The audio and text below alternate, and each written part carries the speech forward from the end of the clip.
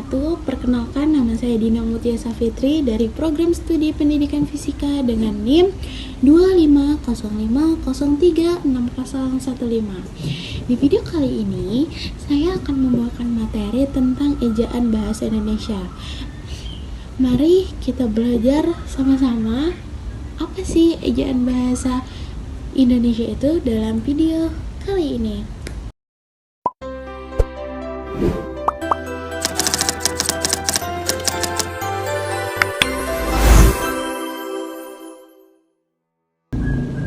Nah, apa sih ejaan itu? Ejaan merupakan aturan cara menuliskan bahasa dengan baik yang mencakup kata, huruf, dan tanda baca agar tulisan itu dapat mudah dipahami dan dapat dinikmati oleh pembaca. Nah, dalam penulisan ejaan kita dapat menggunakan berbagai macam huruf. Yang pertama adalah huruf abjad. Bahasa Indonesia menggunakan 26 huruf dalam abjad, terdiri dari huruf kapital dan huruf kecil. Yang kedua, huruf vokal. Huruf vokal adalah A, E, I, O, U. Huruf vokal biasanya digunakan dalam posisi awal, tengah, dan akhir kata. Yang ketiga, huruf konsonan.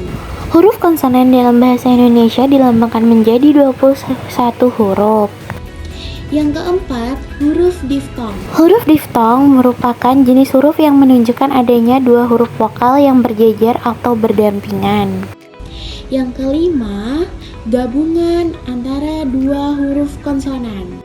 Gabungan huruf konsonan adalah huruf konsonan yang terdiri dari dua konsonan yang tergabung dan melambangkan satu bunyi konsonan. Yang keenam, huruf kapital. Huruf kapital merupakan huruf yang digunakan saat menuliskan awalan kalimat. Yang ketujuh, huruf miring. Umumnya huruf miring digunakan untuk penekanan atau kontras, yaitu menarik perhatian ke bagian tertentu dari suatu teks. Dan yang terakhir, huruf tebal. Huruf tebal umumnya digunakan untuk menuliskan judul, penekanan suatu kalimat, dan sebagainya.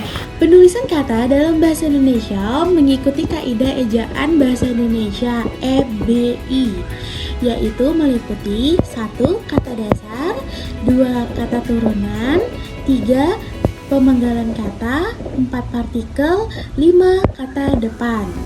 Nah, di dalam ejaan kita juga dapat melengkapi dengan cara penulisan kata, yaitu seperti singkatan, angka dan bilangan, kata ganti, dan kata sandang.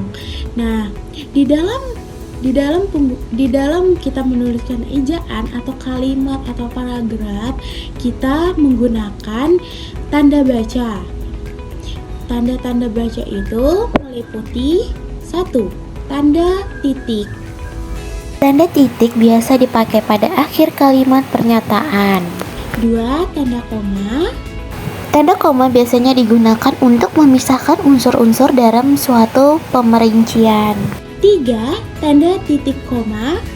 Tanda titik koma berfungsi untuk memisahkan kalimat setara dalam kalimat majemuk. 4. Tanda titik 2. Tanda titik 2 digunakan untuk memisahkan pernyataan lengkap dengan penjelasan. 5. Tanda hubung. Tanda hubung digunakan untuk menyambung unsur-unsur kata ulang. 6. Tanda pisah. Tanda pisah digunakan untuk membatasi penyisipan kata atau kalimat yang memberi penjelasan. 7. Tanda tanya. Tanda tanya digunakan pada akhir kalimat pertanyaan. 8. Tanda seru. Tanda seru digunakan untuk mengakhiri ungkapan atau pernyataan yang berupa seruan atau perintah. 9. Tanda elipsis. Tanda elipsis digunakan untuk menunjukkan ada bagian kalimat yang dihilangkan. 10. Tanda petik. Tanda petik biasanya digunakan untuk mengapit petikan langsung. 11. Tanda petik tunggal. Tanda petik tunggal digunakan untuk mengapit petikan di dalam petikan.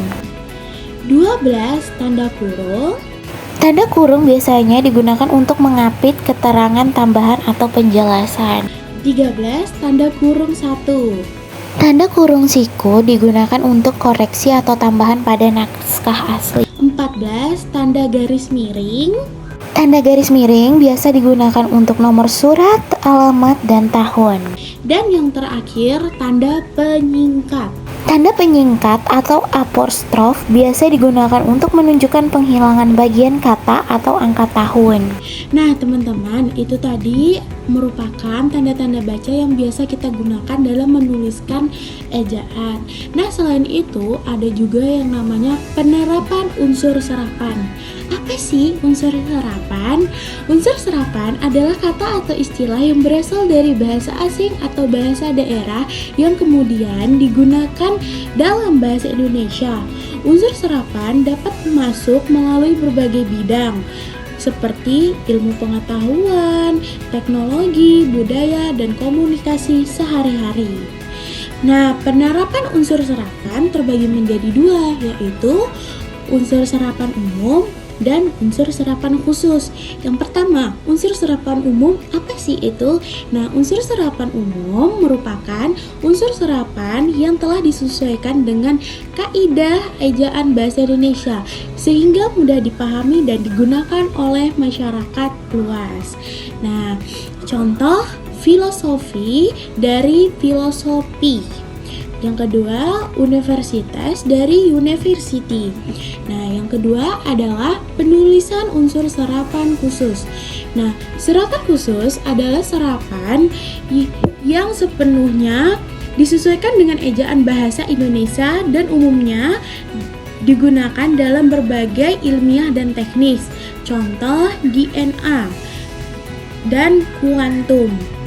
Nah, mereka juga mempunyai ciri-ciri serapan umum, yaitu yang pertama, untuk serapan umum sudah banyak digunakan oleh masyarakat luas. Ejaan dan pengucapannya disesuaikan dengan kaidah-kaidah bahasa Indonesia masuk dalam Kamus Besar Bahasa Indonesia (KBBI). Nah, untuk serapan khusus, ciri-cirinya yaitu umumnya digunakan dalam bidang tertentu, ilmiah atau teknik. Penulisan masih mendekati bahasa asalnya, belum sepenuhnya diserap ke dalam KBBI meskipun sudah sering digunakan. Nah, itu saja video yang bisa saya sampaikan tentang materi ejaan dalam bahasa Indonesia. Kurang lebihnya saya minta maaf, semoga kita semua bisa memahami tentang apa yang sudah saya jelaskan. See you the next video. Bye bye.